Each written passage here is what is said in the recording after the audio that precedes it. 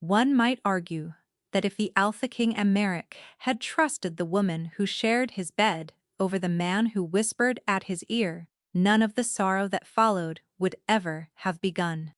But then again, if grief did not make fools of young kings the way hard frost makes brittle glass of running water, perhaps no wolf would ever need be cast out into the snow at all.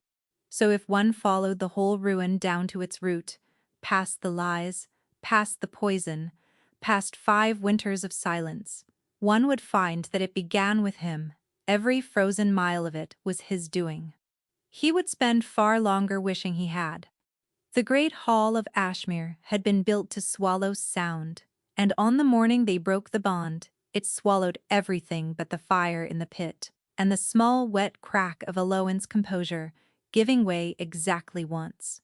She stood at the center of the flagstones where the accused were made to stand, and she did not look at the crowd pressed against the walls, the same soldiers and stewards and kitchen wolves she had stitched and dosed, and sat up with through fever for the better part of her life. She looked at him. It was, she would think later, the one mistake she could not have avoided making. Her body did not know how to be in a room with Emmerich and look anywhere else. He sat on the black chair that had been his father's until 9 days ago. He had not slept. She could smell it on him, even across the hall. Grief, gone sour. Wolf's bane on his hands from a father he had washed for burial himself. And, under it all, buried but not gone, the scent that had been hers since she was 19 and had walked into his father's sick room and found the crown prince weeping in a corner, and had, without knowing who he was, told him to make himself useful and hold the basin. "Read it again," Emmerich said. Osric read it again. Emmerich's advisor had a good voice for reading terrible things, low, regretful, the voice of a man who took no pleasure in the duty. He read the apothecary's ledger in Eloin's own hand. He read the order for monk's hood and lady's glove, quantities far past any healing dose. He read the note, folded and creased, and smelling faintly of her, that named a price and a night, and the old king's failing heart. "I did not write that note," Eloin said. Her voice held. She was proud of that, in a distant way. The way you are proud of a wall that has not yet fallen while the water still rises. "The ledger is mine. The hand on the note is not. Hold them to the light together, and you will see." "I have held them to the light," Emmerich said. 3 words. She heard the door close behind them. Because he had. She could see it in him. That he had sat alone with those 2 papers through the long nights of his father's dying, and made himself believe, because belief was the only thing that let a son stop asking whether he might have saved a life he loved. It was easier to be betrayed than to be helpless. She understood it, even as it destroyed her. That was the cruelest part. She understood him perfectly, and it changed nothing at all. Emmerich. She used his name, not his title, one last time, and she watched it land like a struck blow. "Look at me, not at the paper. At me. You have known me since before you were king. You have slept with your hand over my heart. If I had wanted your father dead, you would have felt it. The bond does not lie, so feel it now. Feel whether I am lying." For one breath, something in his face broke open, and she felt the ember line flare between them, the old warmth running gold from her wrist to her collarbone. And she knew he felt it too, knew he could feel the truth of her pouring down that thread as plain as sunlight. Then Osric said very softly, "Your Majesty." That is exactly what a poisoner would say. And the door in Emmerich's face closed for good. "Aloin of no house," the king said, and his voice had gone flat and formal and dead, the voice of the office and not the man. "For the murder of Aldrich, Alpha of Ashmere, I sever what was made between us. I unmake the bond. I put you beyond my borders and beyond my protection, from this day until the ice takes the world, and no wolf of mine will shelter you on pain of sharing your fate." The severing was not a ceremony. It was a wound. He rose, and he crossed to her, and he took her wrist in his hand where the ember line ran, and she felt him reach down the bond with everything he had and tear. It went gray. It went cold. It was like watching the sun put out. She did not scream, though later she would wonder how, because it was the single worst thing that had ever happened to her body. And she had once been gored by a boar. She only swayed, and caught herself, and did not fall. "I trusted you with him," Emmerich whispered, so low that only she could hear, and there were tears standing in his eyes even as he threw her away. "I trusted you with the only thing I had left." "You still could have," she said. Then the guards walked her out through the great doors and into the snow, and the whole pack watched their healer go, and not one of them said a word. She walked until the walls of Ashmere were a gray smudge behind the falling white. Only then, alone on the border road, with the cold coming up through her boots, did she let her free hand drift to the flat of her belly, where 3 days ago the midwife's charm had warmed, and would not stop warming, and told her what she had told no one, what she would now never tell him. The king had severed one bond in his hall that morning. He had not felt the others. 4 faint, stubborn sparks, too new and too small to name, flaring quietly to life beneath her ribs, carrying, every one of them, the fainter trace of his stolen fire. "All right," Elowen said to them, to the snow, to the road going on into the dark. "All right, then it will just be us. 5 years is enough time to build a whole life out of nothing, provided you are stubborn enough." And Elowen had always been very stubborn. Lark Hollow sat at the ragged edge of the map, where the king's writ went thin, a scatter of stone cottages around a green, a mill, a chapel to gods older than any pack, and a healer's house at the end of the lane that had been falling down when she found it and was not falling down now. She had roofed it herself the first summer, huge with child and swearing steadily at the thatch. The village had thought her mad. The village had also, one by one, come to her door, for a whitlow, a birth gone sideways, a fever in a child that would not break, and gone home mended. And after that, they stopped thinking anything about her at all, except that they were lucky to have her. They did wonder about the children. 4 at once was a marvel this far from anywhere, and the healer never spoke of a husband, and the 4 of them had eyes the gray gold of a stormlight. No one in Lark Hollow could account for. But mountain folk mind their own weather. If the healer's brood had been born under some sorrow she did not care to name, that was between her and the older gods, and no business of theirs. What the village did not know, what Elowen would have cut out her own tongue before telling, was the thing she checked for every night, once the 4 of them were asleep. She would go from cot to cot with a rushlight and turn back a small sleeve, and there, on the soft inside of each little wrist, ran a thread so faint you would miss it unless you knew to look, a hair-fine line the color of banked coals. His mark worn thin and passed down. On the nights she was strong, she thought of it as a gift he had given her without meaning to, the only good thing he had left her with.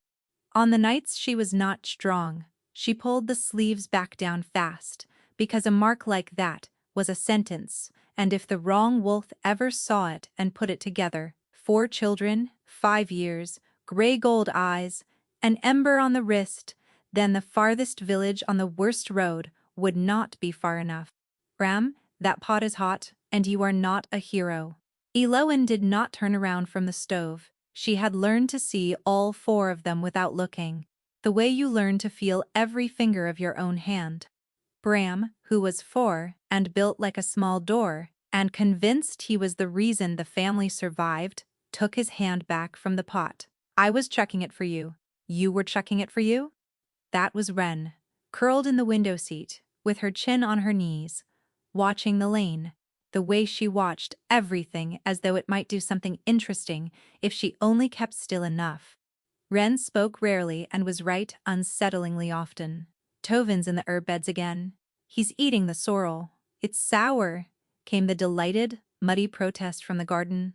"That's why it's called sorrel, my love, and it's for the soup." Elowen crouched to the smallest of them. Neris, who had come to lean against her side without a word, thumb near her mouth, and who ran warm, always a half-degree warmer than her brothers and sister, always the first to catch anything the mountain sent through the village. Elowen laid the back of her hand against the child's forehead and did not let her face change. "And how are you, little Cole?" "Tired," Neris admitted, which from Neris meant unwell. Elowen tucked her onto the settle by the fire with a blanket and a job. "Mind the drying racks, count me the bundles of yarrow," and went back to the soup with her heart doing the small tight thing it did whenever one of them ran too warm, because there was a sickness working its way along the border that year. A grey wasting fever. That the old remedies only slowed. It had taken 2 elders in the next valley, and a shepherd's boy the week before that. And Elowen had knelt at that boy's bedside for 3 days, and lost him anyway, and had come home and sat in the dark of her own doorway, a long while before she could make herself go in and look at her 4 sleeping children and count their breaths. She had not slept properly in a fortnight, chasing the cure down the same twisting road. She had once chased poisons for a king, steeping, straining, writing her notes in a careful hand. She had trained never to slip back into the loops and slants of the girl who had kept a royal apothecary's ledger. That girl was dead. She had died in the snow on the border road. The woman who lived here now had no house name, no king, and no past worth the telling, and she had made her peace with all of it, or near enough that the difference only showed on the coldest nights.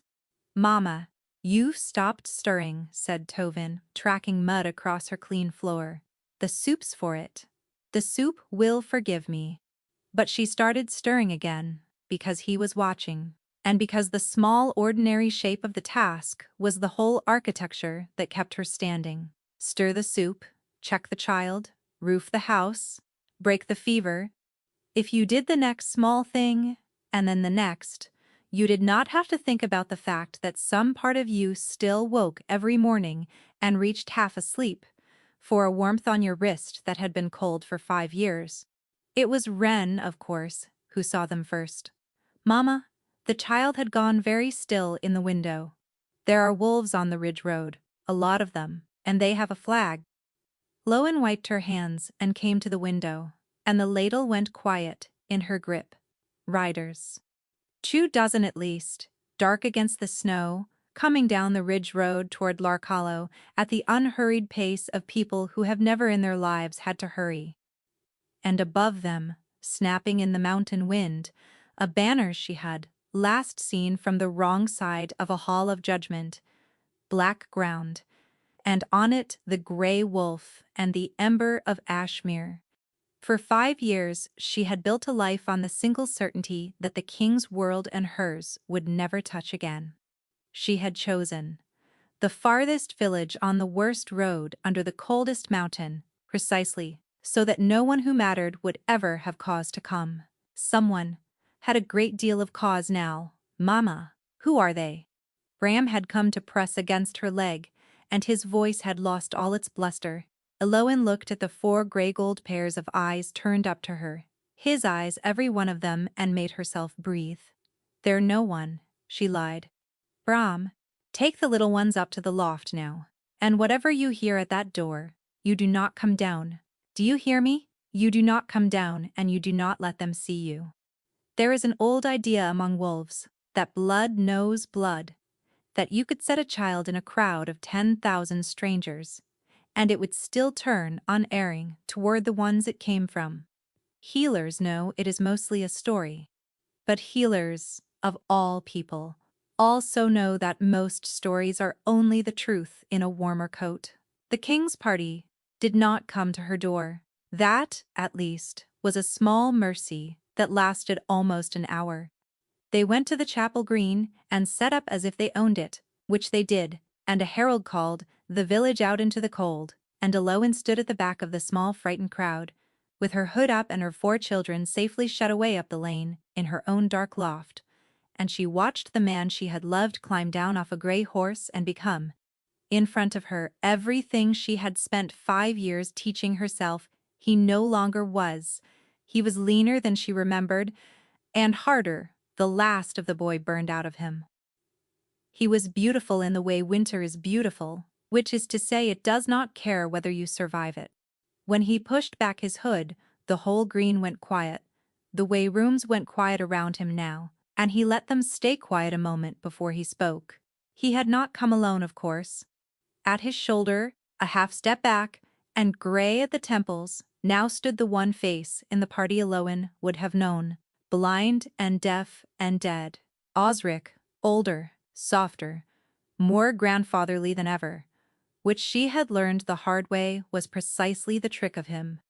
The sight of him, standing there whole and honored and warm inside the king's own trust, 5 years after he had used her own ledger to break her life in half, put a taste in her mouth like a coin held too long under the tongue.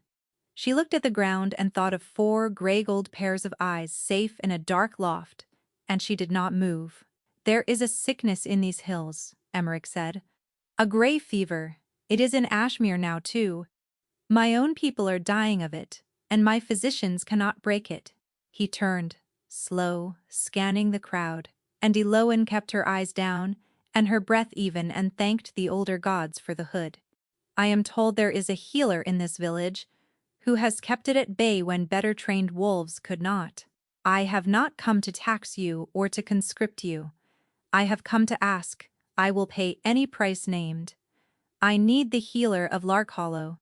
And Eloin, who had built a whole life out of not being found, understood with a sick lurch that the sickness had done what 5 years and 100 cold miles could not.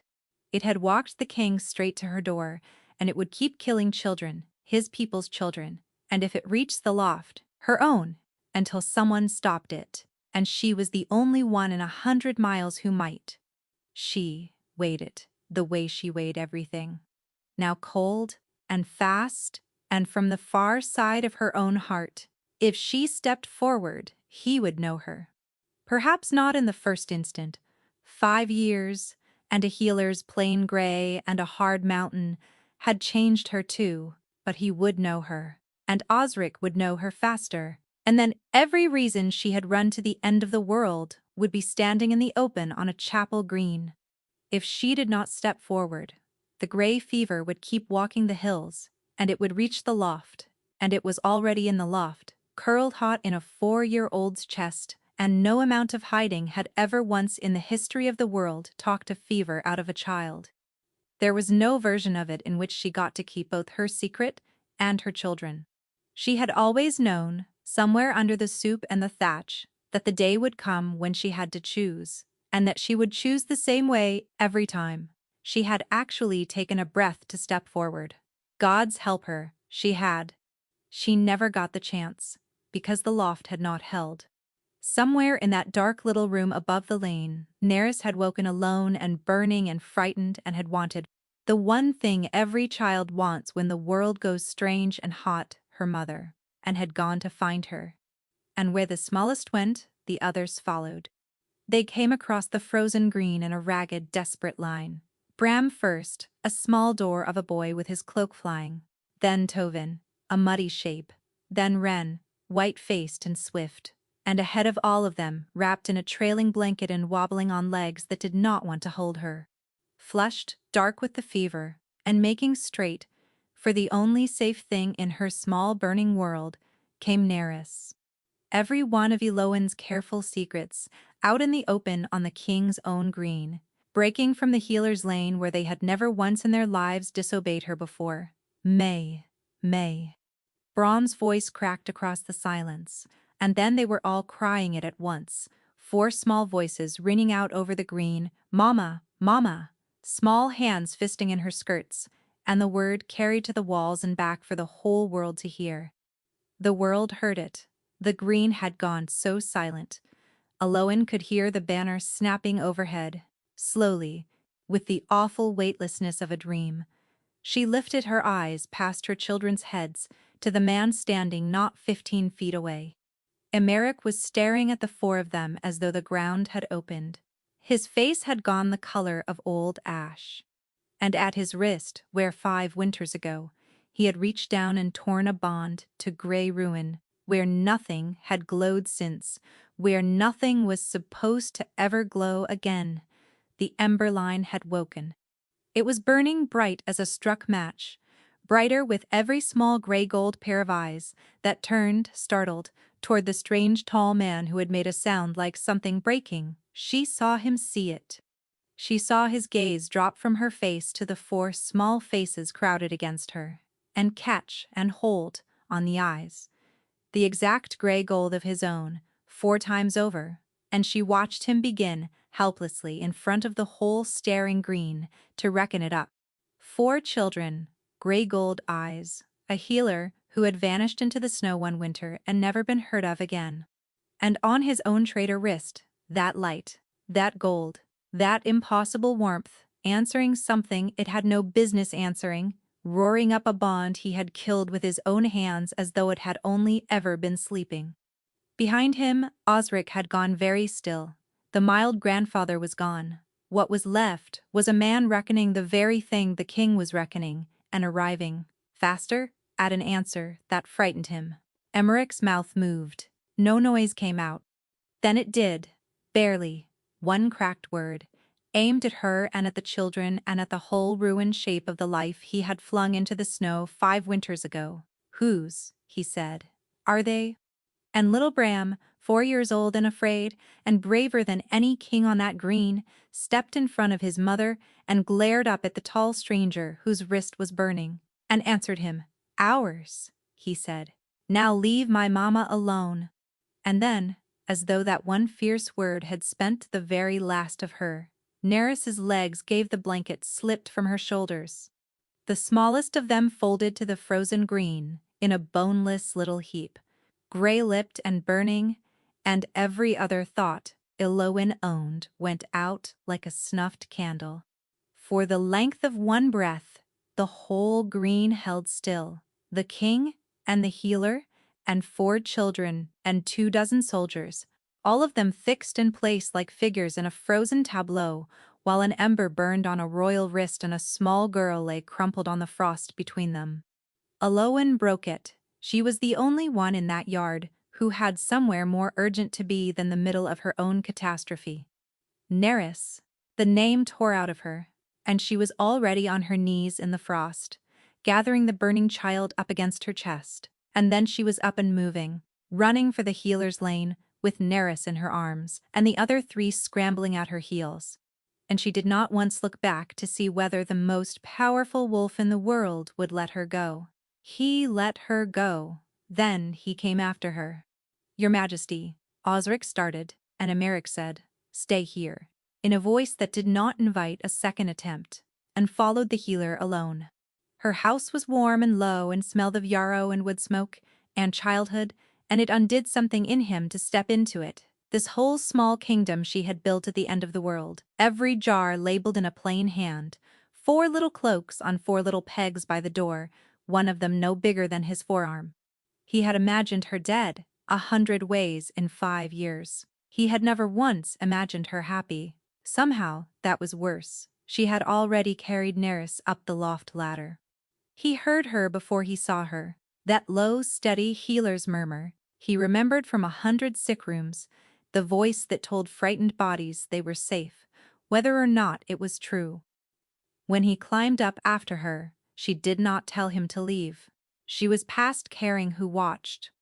The smallest child lay gray and burning on the cot, her breath coming in little tearing scraps, and Eloin's hands were already everywhere at once.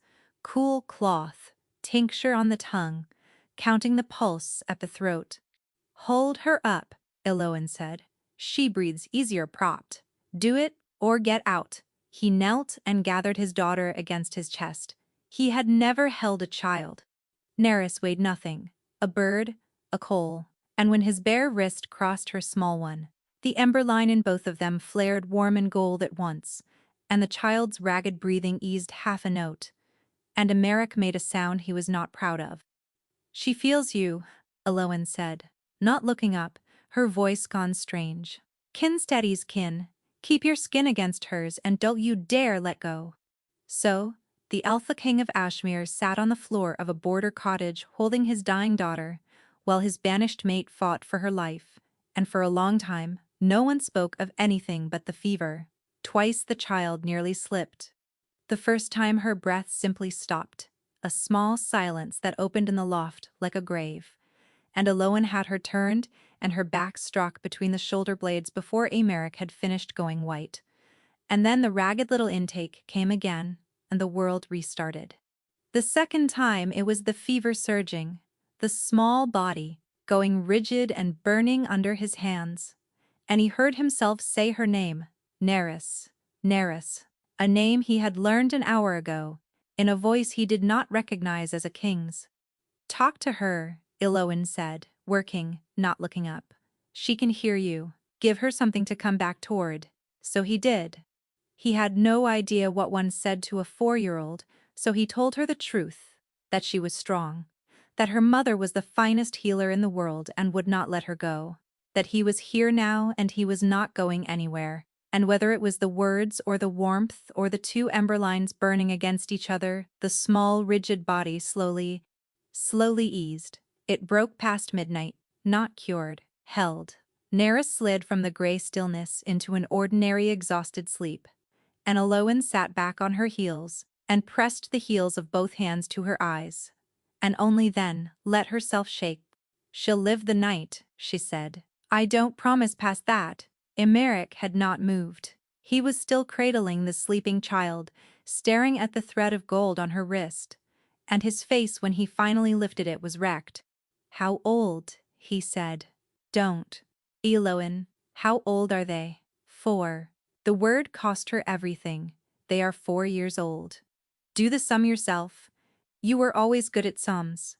She took the sleeping child from his arms because she could not bear the sight of the two of them together one more second. Now you know. Now you'll go back to Ashmere and forget you ever climbed a healer's ladder. And in the morning I will send your physician the cure for your gray fever, written plain, and we will never speak again. And that is the kindest thing that I am not leaving this house, Emeric said. She turned. He had risen.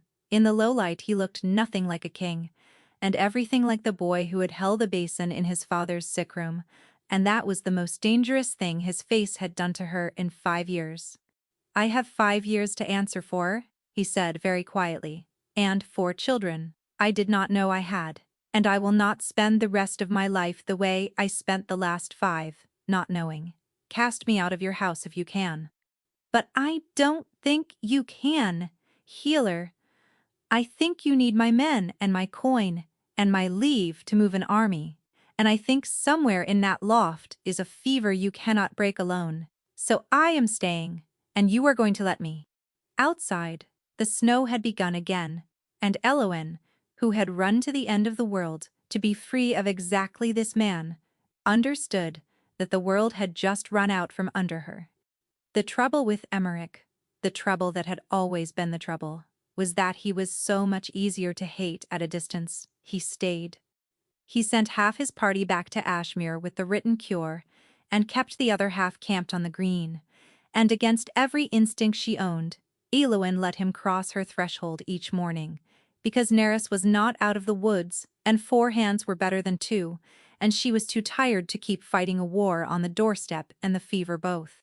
She told herself she was only tolerating him. She was, for a while, honestly right. Then she watched him with the children, and it got harder. He was clumsy with them, which she had not expected.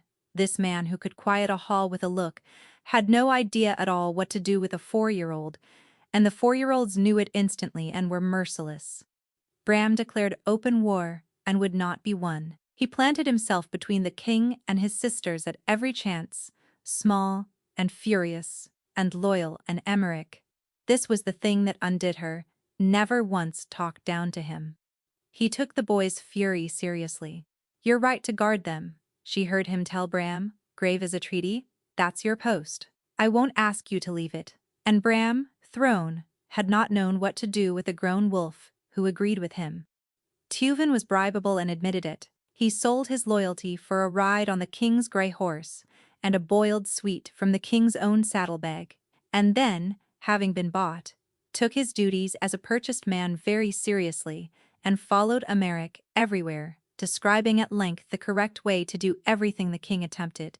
Ren watched the king for 3 days from various doorways, saying nothing, cataloging, and on the fourth day walked up and handed him a pine cone for reasons she declined to explain, and Emmerich accepted it like it was the great seal of the realm and put it in his pocket, and Aloan had to leave the room. She caught him one afternoon, crouched in the herb beds, while Tovin instructed him, gravely, on which leaves were for eating, and which were for the sick people. Repeating, almost word for word, lessons Aloan had given her children 100 times. And she saw the king of Ashmere, who had held the hall silent, who had severed a bond with his own hand, kneel in the dirt and be corrected by a 4-year-old, and take the correction and thank him for it. Something in her chest that had been frozen solid for 5 years cracked audibly, and she hated it, and she could not make it stop. And Neris, small Cole Neris, surfacing slowly out of the fever, decided somewhere in her 4-year-old wisdom that the tall, warm stranger was hers, and took to falling asleep against his side, her wrist over his, both their ember lines burning low and content, and he would sit stone still for an hour rather than wake her, and look at Aloan over the child's head with an expression that asked a question neither of them was ready to answer. "You're good at it," she said one evening despite herself. "You're bad at it, and you're good at it, both." "I had a good teacher once," he said, "for about a decade. Before I was a fool." He didn't look at her when he said it. That too was new. The old Emmerich had wielded charm like a blade. This one had apparently learned that some things you say plainly and to the fire, or not at all.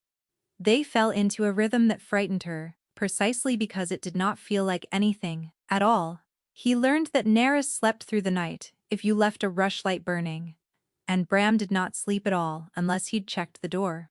He learned to hold a fever child, to grind a root to keep out of a working healer's way, and he learned it fast and completely, and with that terrible sincere attention that had made a 19-year-old girl look twice at a weeping prince a lifetime ago. "Why didn't you tell me?" he asked her once, low over the sleeping children. "That night, in the snow, you knew. You must have known. And what would you have done?" she said, not unkindly, only tired. "You had just torn our bond out by the root, in front of your whole court. A woman you were certain had murdered. Your father tells you she's carrying your children. Would you have believed her, Emmerich? Or would you have decided the poisoner was trying one last trick to save her own neck?" She watched that land, watched it hurt, and did not soften it, because it was the truth and he had asked. "I didn't tell you because I did the same as you're always doing." And the answer was that they were safer as no one's children than as the get of a murderess the king wanted dead. He had no answer for that. There wasn't one. It would have been a great deal safer, she thought, for both of them, if he had stayed a monster.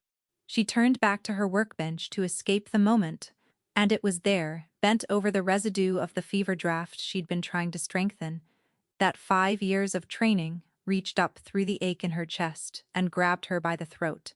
She went very still. She lifted the cloth, and she breathed the gray scum in the bottom of the bowl, slow, the way she'd been taught to read a poison a lifetime ago in a royal apothecary.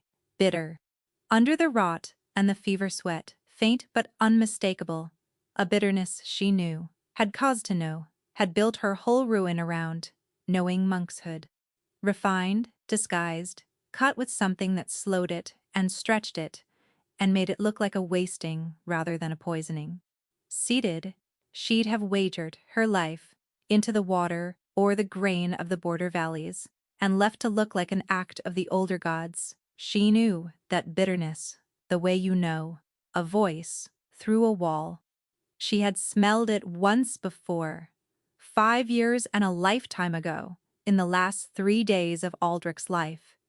Bent over the old Alpha King as he emptied out, knowing with a healer's whole certainty that whatever was killing him had never come from any illness. She had said so. She had carried the warning to the one man she trusted, to set it before the prince quietly, before the wrong ears heard, And 9 days later, that same man had stood in a hall and read her own ledger aloud and watched the new crowned king throw her into the snow for it. Her hands had gone cold. She set the bowl down very carefully so she would not drop it. The fever that had walked the king to her door was made of the same poison that had killed his father. And there was only one wolf alive who had been standing close enough to both. The gray fever killing the borderlands, walking wolf to wolf up the ridge road toward Ashmere, the fever that had put her own daughter an inch from the grave and delivered the king to her door, was no sickness at all. Someone had made it.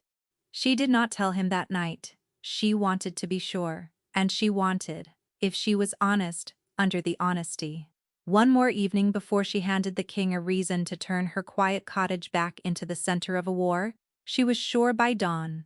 She had 3 more residues to test against, and all 3 sang the same bitter note, and she had spent the small hours pacing the loft between her sleeping children and the awful weight of it.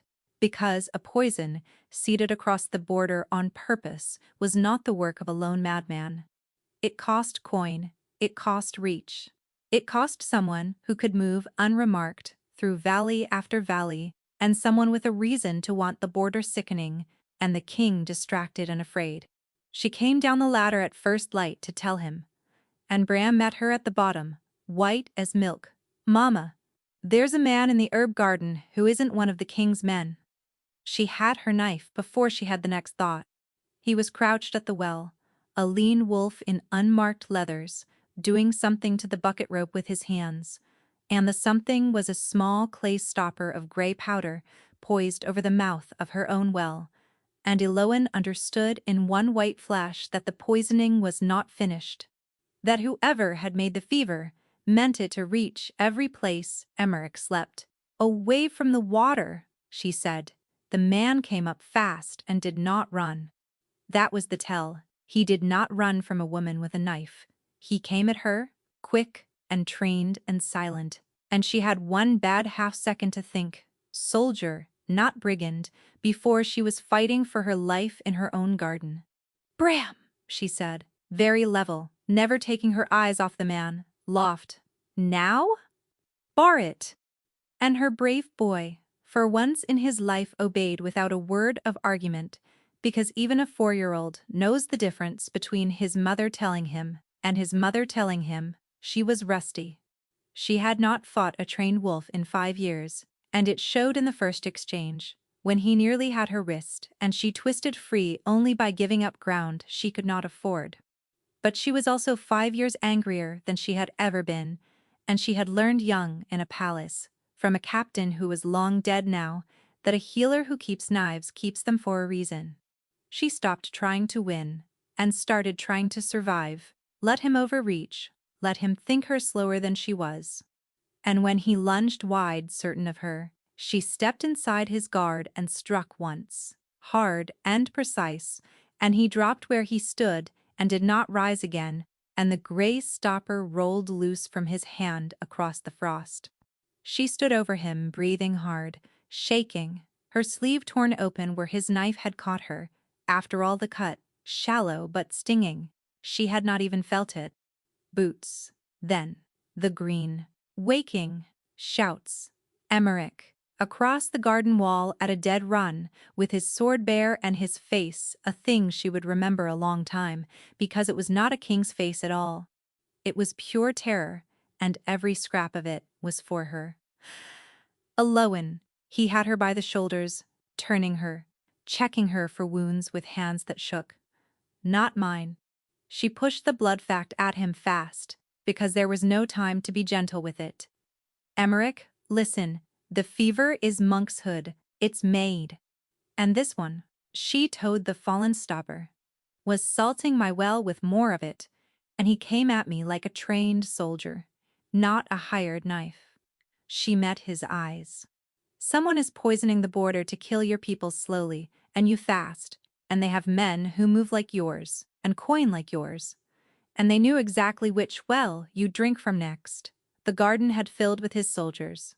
Osric was pushing through them now, gray and grandfatherly and full of concern, crouching by the dead man, reaching to turn him over. "Don't touch him," Eloan said, sharper than she meant, and Osric's hand stopped a hair above the corpse. "Not you. Anyone but you." She let anyone but you sit there in the frost between them, and for a quarter second across the dead assassin's body, the healer and the king's advisor looked at each other, and 5 years fell away, and she saw him see that she had learned to read a poison after all, and she saw, plain as the sunrise. The exact instant the kindly old face understood that the one loose end it had thrown into the snow 5 winters ago had come back, knowing how to count. Then the concern slid back over him like water closing over a stone. "You're overwrought, child," Osric said gently, for the king to hear. "You're bleeding. Sit down before you fall." And it was so smooth, so warm, so reasonable, that she watched half the soldiers' faces soften toward her with pity, and understood exactly how he had done it the first time. Emmerich had gone very quiet. He was staring at the gray stopper, at the dead soldier's 2 good boots, and she watched something he had carried a long while, longer she would learn, than even she had, harden at last into open certainty. "Which, well, I'd drink from next," he repeated slowly. He lifted his head, and his gaze went, not to the tree line, not to the village, but inward, to the 24 loyal wolves who had ridden out from his own court, the only people in the world who could have known his road. "That was known to no one," he said, "but my own house." They took the assassin's body away and posted a double watch, and the village slept, eventually, the way villages do. But Eloan did not, and neither did the king. And near the second bell she gave up pretending and came down the loft ladder to find him sitting at her hearth, with his head in his hands and her ruined sleeve still dark with her blood on the table between them, where he'd cut it away to bind the wound himself, hours ago, in silence. "You could have died today," he said, without lifting his head, "in your own garden, over a well. And I would have gone back to Ashmere and never known you'd been alive at all, until the day someone told me you weren't. I didn't die. That is not the comfort you think it is." Now he did look up, and the firelight caught his face, and there was nothing of the king in it, nothing of the office, only a man who had spent 5 years being certain of a thing that turned more wrong with every hour he stayed under her roof.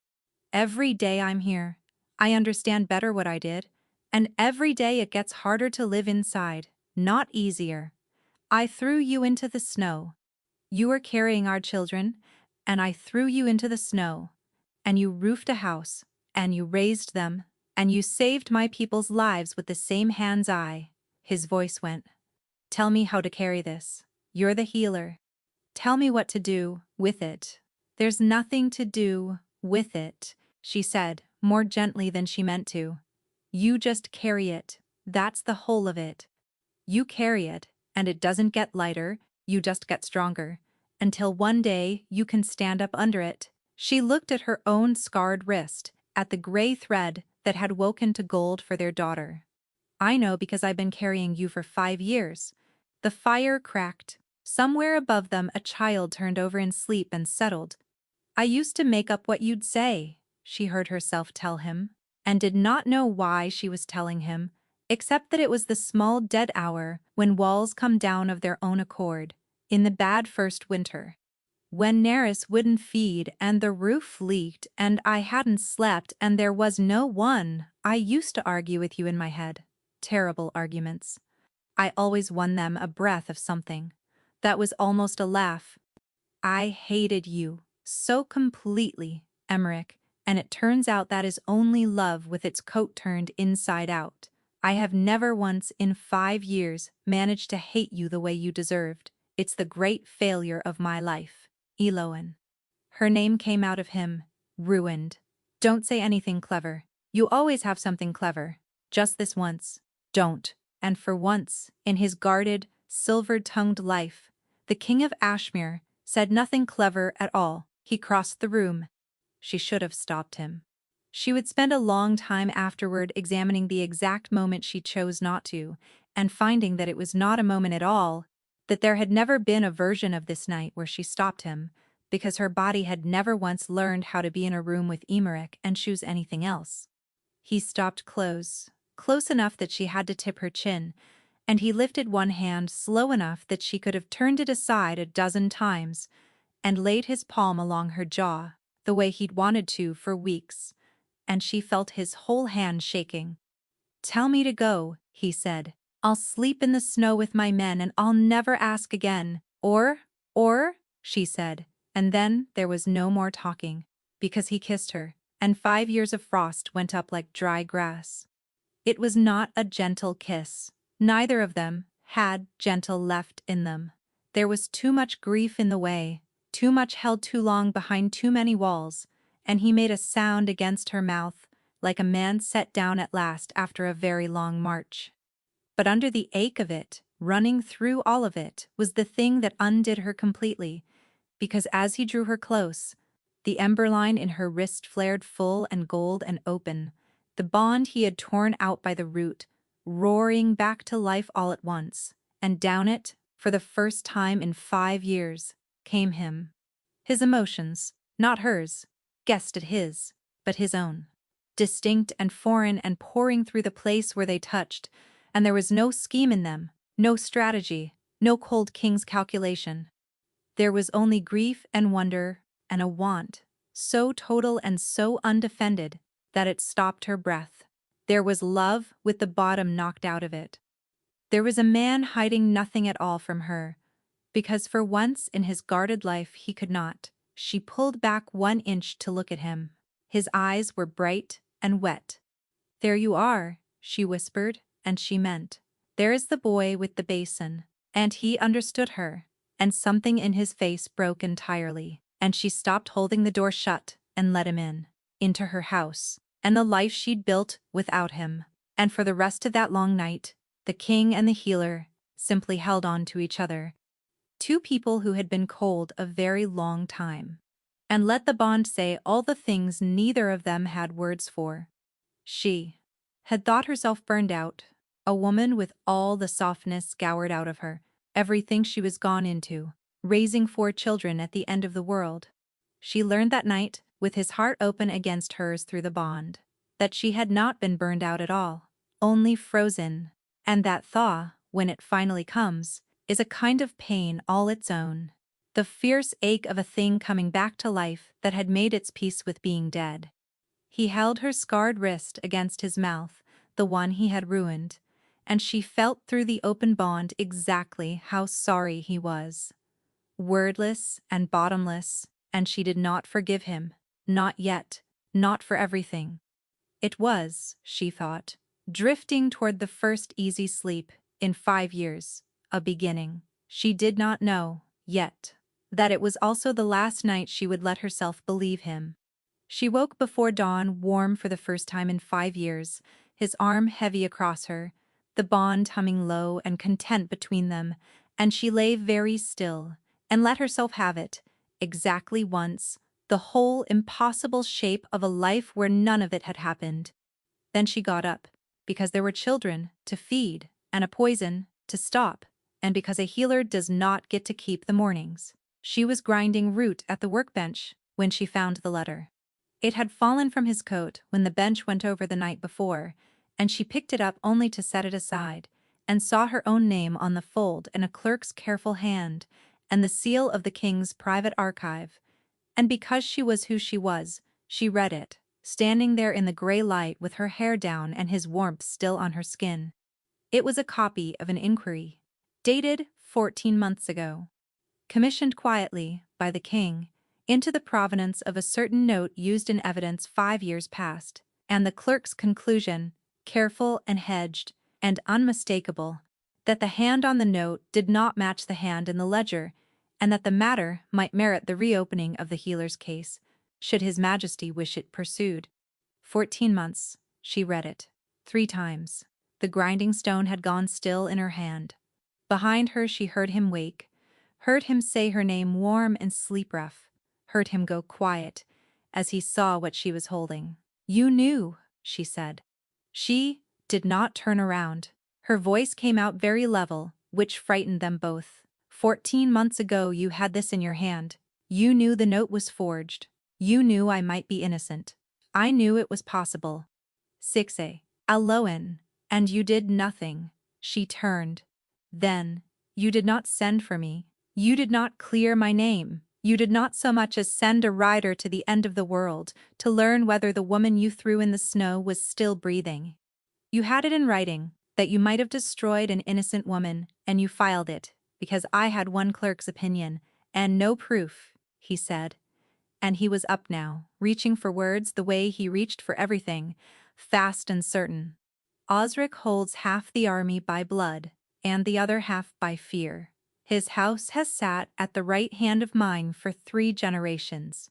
If I had reopened your case on a handwriting master's hunch, with nothing solid, I would have handed him a war, and lost it, and been dead inside a year, and then there'd have been no one left who suspected anything at all. I had to be certain. I couldn't move on him until I had something not one wolf alive could argue with. I came to this border, hunting that proof. I did not know the healer was you, I swear it on our children, but I came here to catch him, and I could not tell a soul, not even me. The words fell out flat and final. Say the rest of it. He stopped. Say it, Emmerich. You came to this border, knowing there was a healer here who could read the poison. You came, meaning to use that healer to dangle a cure, to draw the poisoner into the open, to bait a trap with someone else's life. That was the plan. That was always the plan. You just didn't know, until 4 children ran across a green, that the bait you'd chosen was the mother of your own. She watched him not deny it. And even after you knew, even last night, with my blood still on your hands from a knife I took in my own garden, because I didn't know what you knew, you still didn't tell me. You lay down beside me, and you opened the bond, and you let me feel every honest thing in you except the one thing that might have kept my son safe. You gave me your whole heart and none of your trust. Same as always. I was going to tell you, his voice cracked. This morning, I swear it. I had decided after. She said it so quietly it stopped him dead. You were going to tell me after. You always are. That's the shape of you. And I have loved that shape since I was 19 years old. And it has cost me 5 years and nearly cost me a child, and I am done paying for it. That's the whole of it, isn't it? She said. And the grief in it was worse than any anger, because it was so old, and so familiar, and so exactly the same. 5 years ago, you couldn't trust me over a piece of paper.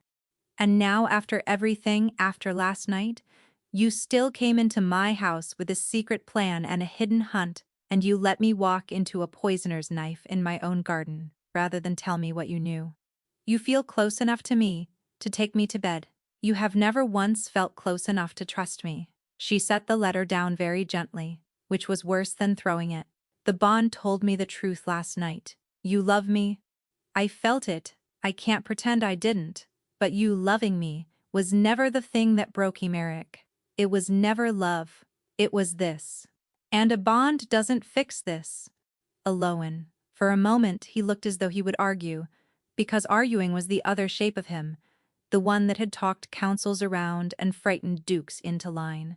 She watched him gather it, all his fluent certainty, the whole royal machinery of a man who had never once in his life failed to find the right words. And then, for the second time that night, he set it down. He looked at her, at the workbench between them, at the scarred wrist, at the 4 small cloaks on their 4 small pegs, and whatever he saw there took the fight out of him. You're right, he said. It was barely a whisper. God's help me, you're right, and I don't know how to be any other way, and that is not your burden to fix. He stood. I'll go. I need you to go back to your men now, she said, and her own voice was not as steady as she wanted it. Catch your poisoner. Clear my name if it eases you. But do it from over there. And she picked up the grinding stone and turned her back on the king of Ashmere, and this time it was her hall and her judgment, and she was the one who did not look up when he left, though she stood at the workbench long after the door had closed, grinding a root that had been powder for some time. Listening to the bond, she could not shut ache after him all the way down the ridge road. Osric moved that same day, because Osric had always understood something the king kept having to relearn, that the way to win is to strike the instant your enemy is divided, and the whole camp had heard, one way or another, that the healer and the king had quarreled. He did it beautifully, she had to give him that, even standing in the middle of it. It was a masterwork, the same brush that had painted her a murderess 5 years ago, only surer now for the practice. He called the village to the green again, and the king's men with them, and he did not accuse her of anything so crude as murder. He grieved. He stood grey and gentle and heartsick before them all, and said that he had prayed it was not so, that he had defended the healer in his own heart as long as a man could, but that the poison in the well had been her own monkshood. From her own stores, that the assassin she had so conveniently killed before he could speak had died by her hand and not another's, that 5 years ago, this same woman had poisoned the old king and been justly cast out, and had now wormed her way into the young king's bed to finish the bloodline she'd begun.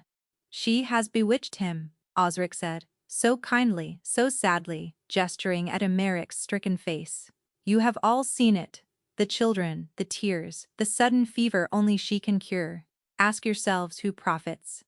Ask yourselves who always profits. He turned to the soldiers, his voice dropping into something almost tender. I take no joy in this. Take the healer. And the king, gods keep him, will thank us when the spell is broken. It was, she thought distantly, a better version of the same trap. 5 years ago, he had needed a forged note. Now he did not even need that, only a quarrel between the lovers, a dead assassin who could not speak, a well of her own poison, and the plain animal fact that everyone on that green had watched a plain healer somehow bewitch the most eligible king in the world into her bed. People believed what was easy to believe. Osric had built his whole long life on that single truth, and it was working. She watched the nearest soldiers' hands settle on their hilts, watched the pity on their faces curdle toward something harder.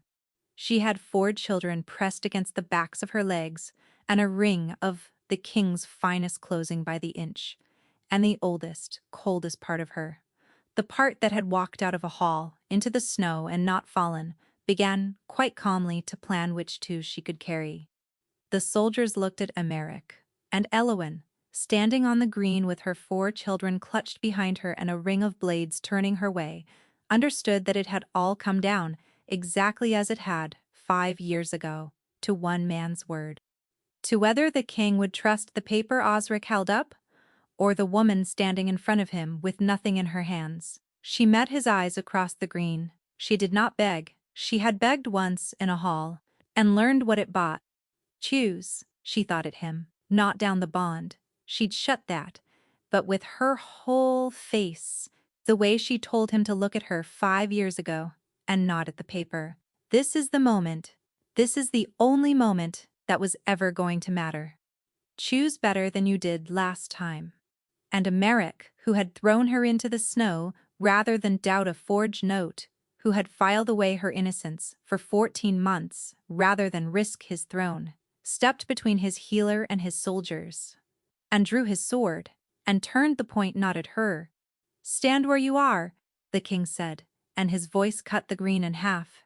Every one of you. The next wolf who moves on this woman answers to me. The silence was enormous. Osric, Emeric said, without lowering the blade, and for the first time in 5 years, he said the name like what it was. You read me a note 5 years ago in a hall like this one. My healer told me the hand was forged. I believed you over her, and I have not had one clean night's sleep since. He took a step, so let us settle it, the way it should have been settled then. She says the fever is monkshood. She says it is your monkshood, the same that killed my father. Let her prove it. Here, now. And if she is wrong, I will hand her to you myself. His eyes never left the old man's face. But if she is right, you had better run, old friend. because I will be very close behind you." Every head turned to Aloin, and the healer of Lark Hollow, who had spent 5 years learning to read a poison the way she'd once read a man's grief, crouched to her satchel and drew out the grey stopper from the well, and a phial of clear water, and a twist of silver salt, and did the one thing in all the world she knew how to do better than anyone alive. She proved it. In front of all of them, plain and slow and irrefutable. She tipped the grey powder into the clear water and let them all lean in and see there was no trick to it, no sleight, nothing up a witch's sleeve. And then she dropped in the silver salt, and the water bloomed the exact grey violet of monkshood, the killing color, a shade every soldier on that green had by now watched a neighbor die the shade of. A low sound went through the crowd. She let it settle. Then she did the thing Osric had not counted on, because Osric had framed a girl who only knew how to heal and had never once imagined that 5 years of exile would teach her how to hunt. "The poison is monkshood," she said, loud enough for the last row. "Any hedge witch could tell you that. But this monkshood has been cut, slowed, stretched, made to wear the face of a wasting sickness, with a grey river clay that comes from one place in all the realm." She looked straight at the kind grey grandfather. "The Ashfen mines, held 3 generations by one house. Search his stores, your majesty. You'll find the same clay. You framed me with my own ledger 5 years ago, my lord. You should have remembered. I keep better records than you do." The old man's kind face came apart. He did the only thing left to him. He lunged, not for her, he was too clever for that even now, but for the smallest and warmest of the children clutched behind her skirts, one grey hand closing toward Neris to buy himself a shield and a road out. He never reached her. Aloin had been waiting 5 years for a reason exactly this size. She caught his wrist as it passed, and turned it the way the dead captain in the palace had taught a plain, frightened girl a lifetime ago, and put the king's chief advisor face down in the frost of a border green, with her knee between his shoulders and her mouth at his ear. "You should not," she said, "have taught me to be afraid of poison. It made me very good at finding it." Then the king's own soldiers, his, now wholly his, dragged Osric up and away, and it was at last, 5 years too late, done. They took Osric back to Ashmere in irons, and the truth went out across the realm faster than any fever, that the healer cast out 5 winters past had been innocent all along, framed by the very hand that had poisoned the old king, and that she had saved not only the border, but the young king's own life. Songs started before the snow melted. Aloin loathed the songs. She had not done any of it to be sung about.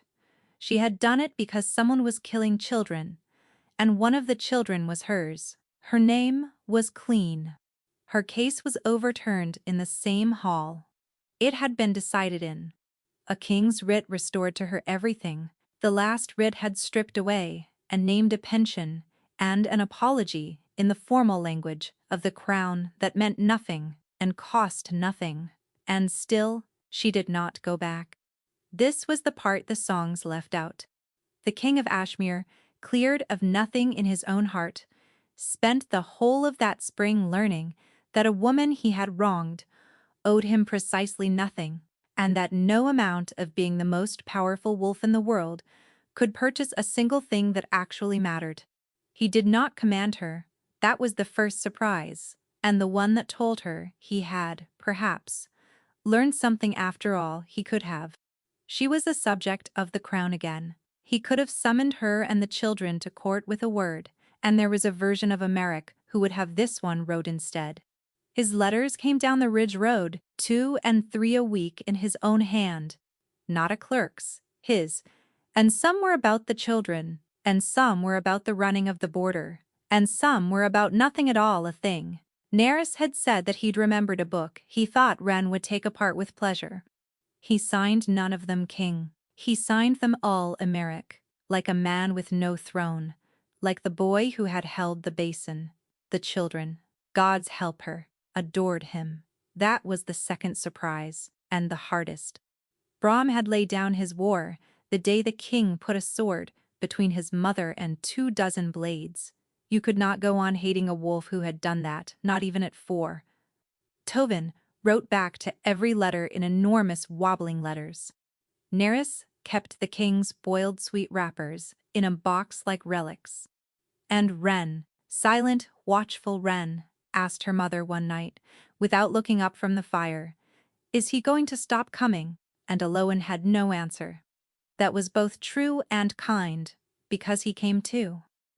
Once a fortnight at first, then more. He'd ride the whole long ridge road to sit at her hearth for an afternoon and mend a fence he had no business mending, and leave before dark, and never once ask her for anything. And the not asking was the loudest thing she had ever heard. Her friends in the village had opinions, the way friends do. "He's a good father to them," said the miller's wife, who had helped birth all 4 and had earned the right. "You can teach a man to be a good many things, but not that he came with." And the widower from the next valley, the one who had courted her honestly for a season, met her on the ridge road one thaw-gray afternoon, and looked at her a long moment, and said only kindly, "It's him then. It was always going to be him, wasn't it?" and tipped his hat and rode on. And she had stood in the road a long while after and been unable to argue. She argued with herself, instead, which was safer. "He left you in the snow. He knew for a year and did nothing. He came here to use you, all true." And underneath it, refusing to be argued down, the memory of a king putting his own sword between her and his own soldiers, choosing at last, and in public, to trust the woman over the paper. People did not change. She had always believed. She was beginning to suspect that some people simply took a very long time to become what they had always been underneath. She kept the bond shut. That was her one defense, and she guarded it like a wall. Leave a bond open, and it deepened, and it set. So she kept it closed and hoped it would wither from neglect and give her back her peace. It did not wither. It sat under her ribs all spring, warm and patient and infuriating, refusing to die no matter how firmly she told it to. And every time his horse came down the ridge road, it strained toward him like a plant toward a window. And every time she shut it a little harder and told herself this was what healing felt like. She would admit much later, entirely wrong about that. But she had been wrong about very few things in her life, and she was determined to enjoy this one as long as she could. It was Wren who woke her, which was how she knew, before she was fully awake, that it was bad. Because Wren did not raise alarms, she had not already checked twice. "Mama, Bram's gone." Aloin was up and across the loft in an instant, and it was true. The cot was cold, the door below was open on the black hour before dawn, and her brave, furious 4-year-old guardian, who had appointed himself the shield of this family before he could properly spell his own name, was nowhere in the house. There was a note pinned to the door, not in a child's hand. The clay came from my mines. It read, "So will the last of it, a life for a life. Healer." The old man had friends. Bring the king to the mill by dawn and the boy comes home. Bring anyone else, and he doesn't. Osric's friends, the half of his house that had not yet been rooted out, buying their master a vengeance or a bargaining chip with the one currency that would move both the king and the healer at once. And the trap was plain as day. The mill at dawn, the king brought out alone and unguarded. This had never been about the boy. Bram was the bait. Emmerich was the kill. She could have sent for the garrison. She stood in the freezing doorway, with the note shaking in her hand, and waited as she had 100 times, cold and fast, and every answer came out the same. Soldiers meant noise. Noise meant a frightened man with a knife to her son's throat. And the only wolf in the world who could walk into that mill and not get Bram killed in the first breath was the one the trap was laid for. And he would go. She knew him now all the way down. He would walk into it without a heartbeat's hesitation if it was the price of that child. And he would not tell her he was doing it, because he would think he was protecting her, and he would die in a mill on the border, and she would feel it happen through a bond she had spent all spring trying to strangle. She stood one heartbeat longer, In the freezing doorway, all spring, she had told herself she kept the bond shut to protect her heart. She understood now, with the clean, cold clarity that only came to her in disasters, that she had been protecting nothing, that if he died tonight in a mill on the border, she would feel the thread go gray and cold exactly the way she'd felt him tear it 5 years ago. No reason to stand back up. She had 5 years of proof that she could survive losing him. She had no intention of doing it twice. She was already moving. She woke the healer's apprentice to sit the 3 children, pressed a kiss to each sleeping head. Wren already awake, always watching, and Aloan told her, "Guard your brother and sister. I'll bring the others home," and Wren nodded once, grave as a general. Then she took her satchel and her knife, and every poison she owned, and ran for the king's fast camp on the green. And as she ran, for the first time since the night she'd shut it, she stopped fighting the wall in her chest and opened the bond wide. It hit her like a door blown off its hinges in a gale. Him, all of him, all at once. And he was already awake, already there, and what came down the bond was not fear for himself at all. It was the note's twin. He had one too. Of course he had one too. They'd sent the same trap to both of them, counting on neither, telling the other, counting on love to make them stupid and separate.